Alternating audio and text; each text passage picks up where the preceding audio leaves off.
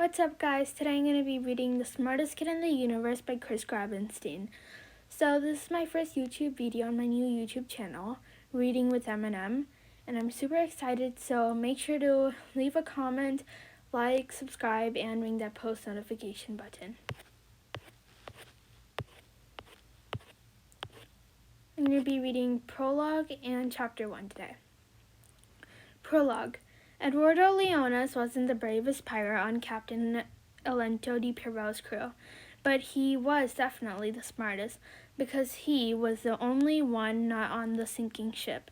Cannons boomed, masts snapped, the sky was on fire, and Eduardo was safe in a bobbing rowboat well below the fray. Yar, cried Alento di Pierrot, leaning over the railing and working a line to lower a heavy iron chest. Row up river, ye scurvy knave. Find a good hiding place for me booty, then hurry back to tell me where it be, or you'll end up like your cowardly father. See, Captain, the clever Eduardo shouted back, even though he planned to obey only the first half of that order. Because the treasure wasn't the captain's, Alento di Pierrot had stolen it from Eduardo's father.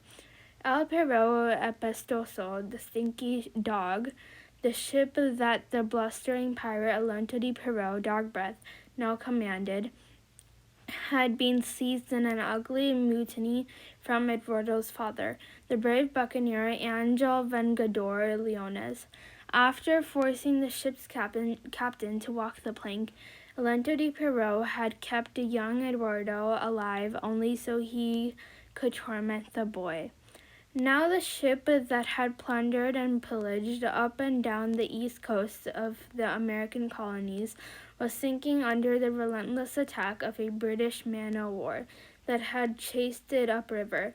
As a precaution, Dog Breath, who never brushed his teeth, had ordered his cabin boy to haul the ship's treasure to a less treacherous location. Eduardo grinned as he lashed the heavy chest to the deck of his small vessel, and then he started rowing hard north.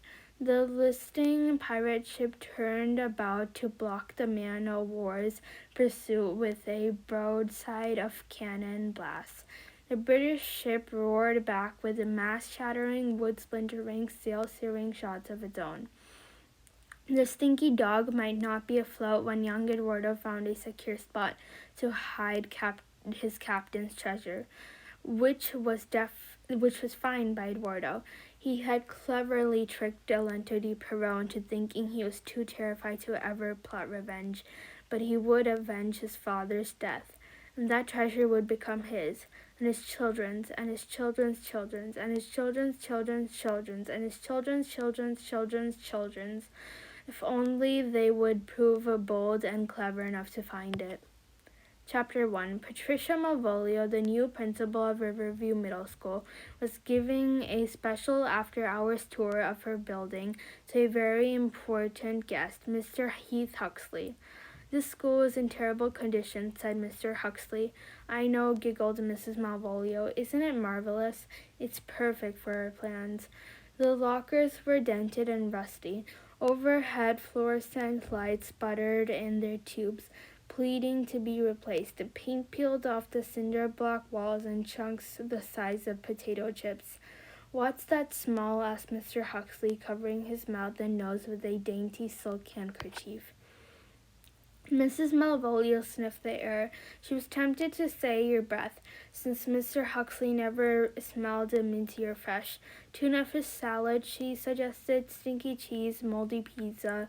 It's hard to tell. The refrigerators in the cafeteria are unreliable." Mrs. Malvolio tugged down on the canary yellow blazer that matched her canary yellow blouse. The tugging caused her necklace 3 rows of big multicolored beads to clack. "Now, as I told you," she said, "Riverview is currently considered the worst middle school building in the district. Given the new budget cuts, the city will be forced to close 1 middle school this year. I suspect it will be us." She led the way into her office. Mr. Huxley went to the window to admire the view of the river. "This is magnificent, Patricia." "I know. It's why the school is called Riverview. And what will the city do with this marvelous property once they shut down this dilapidated excuse for a school? Oh, I suppose they might auction off the land to the highest bidder, who will also be the smartest bidder, said Mr. Huxley, stroking back his slick black hair. The one who understands how truly valuable this property is. Yes, Uncle Heath, said Mrs. Malvolio. They'll probably sell it to you, and then you'll pay me that very generous finder's fee we discussed when I applied for this principal position. Indeed I will, Patricia. They both laughed maniacally. It ran in the family. I'm going to be reading chapter 2 next time. And I just hope you guys had commented, liked, subscribed, and ring that post notification so then you know when I'm going to be reading chapter 2. Bye!